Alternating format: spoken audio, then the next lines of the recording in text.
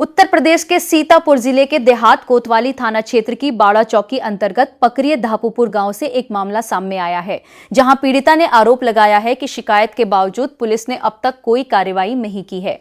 पीड़िता का कहना है कि उसने घटना की जानकारी संबंधित पुलिस अधिकारियों को दी, लेकिन अब तक उसकी शिकायत पर कोई प्रभावी कदम नहीं उठाया गया। इसके चलते वो न्याय की मांग कर रही है।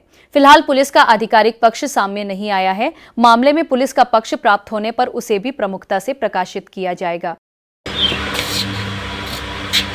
हरकेश पुत्र छोटेलाल शर्मा सविनय निवेदन यह है कि प्रार्थी की पत्नी नेहा शर्मा अपने मायके मोहल्ला स्वरूप नगर में रह रही थी। वहीं से प्रार्थी की पत्नी को विपक्षी गणों द्वारा बहला फुसलाकर ग्राम मोतीपुर बुला लिया गया, पर विपक्षी गणों द्वारा अपने भाई सावेद साथ भेज दिया गया है। प्रार्थी की पत्नी घर से 50,000 रुपये नगद और गहने सामान ले गई और शामू पुत्र नफीस, आदिल पुत्र नफीस, गजनी पुत्र नफीस आदि सगे भाई हैं। इसकी FIR नगर कोतवाली सीतापुर में हमने दर्ज कराई थी।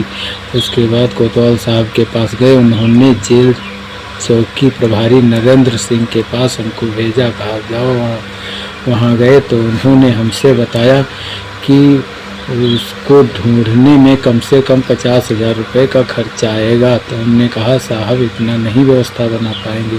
हम कितनी बना पाओगे? हमने कहा 25,000। तो उसको 25,000 रुपये हमने दिए। फिर 2 महीने में लमसम ढूंढ करके कल पहली तारीख 7वां महीना 2026 को शाम 6:30 बजे उसको ले करके कोतवाली आए।